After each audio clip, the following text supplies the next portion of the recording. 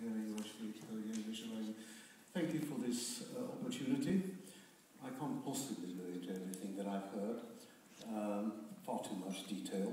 Let me begin with perhaps one generic point. If you remember at the very beginning, not this slide, but an earlier slide, showed one of the demonstrations, I think it was the one at the beginning of January, which showed Sorry Europe about the Prime Minister or something along these lines.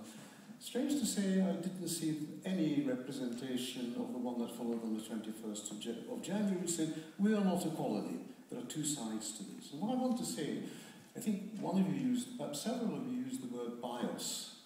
That implies there's such a thing as non-bias. That implies there's such a thing as objectivity. I don't believe it. There's no such thing as objectivity. There are truth claims.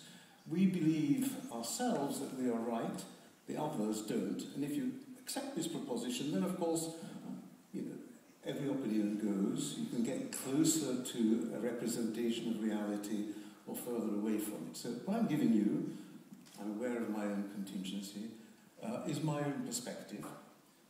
Nobody else has to share it. Maybe some people do, maybe some people don't.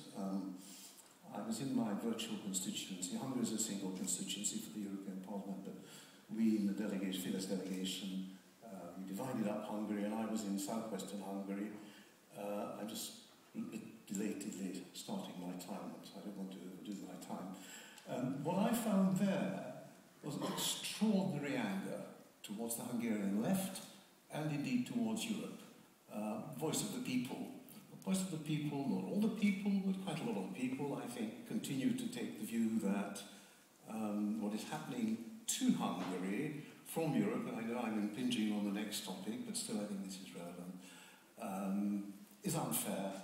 It's complex. And I keep trying to say to them, no, we're still better off in Europe than outside Europe, and so on and so forth. What I want to do is give you some background to how we got to where we are now. This to some extent overlaps with Martin, but not entirely.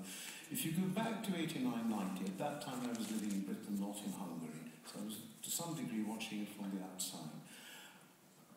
I thought, and I think many people did, that what we were going to get was something like a, whatever that is, a normal democratic country. I knew that Hungary would never be like the United Kingdom, and maybe that's a good thing.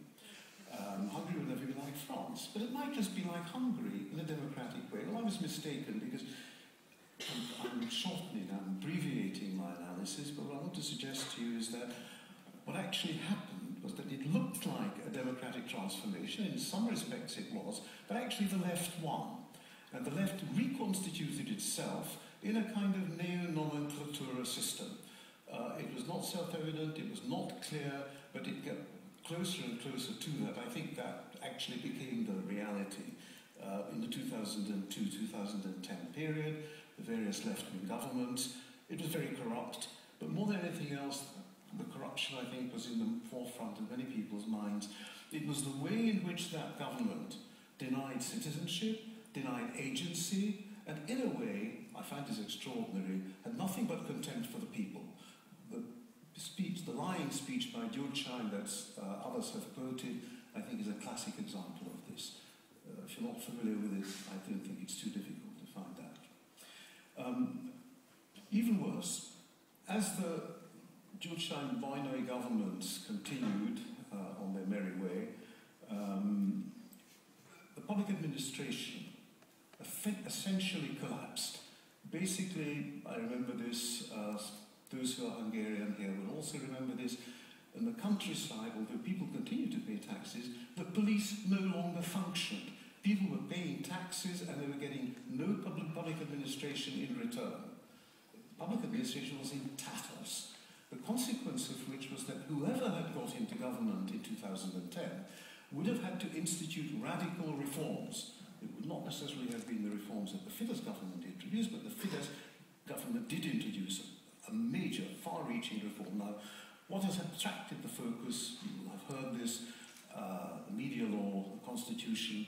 I declare a small interest. I was a member of the working party that the Prime Minister convened, and I was among those who said, yes, we should have a new constitution. The old constitution this was the Stalinist constitution. It really was shameful in symbolic terms.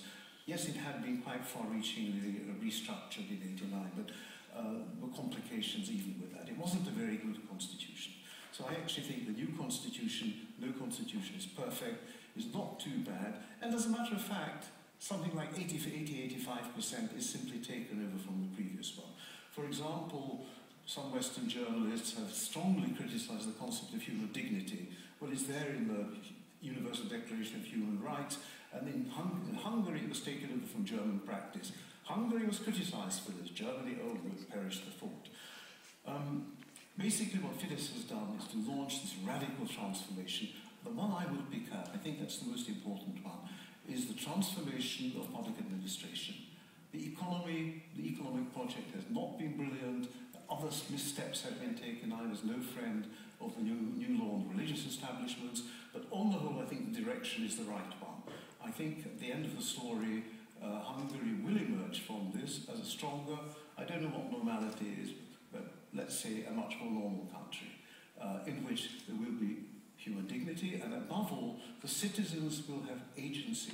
They will actually have some power over the construction of their own futures. That, I think, is what the left-wing governments have been quite unable to accept, to conceive of, that Hungarian society is not what it was. It was not the passive society that it was in '89–90, the way in which the communists had, in effect, structured Hungarian society. So I would say no government is perfect. That includes my own government.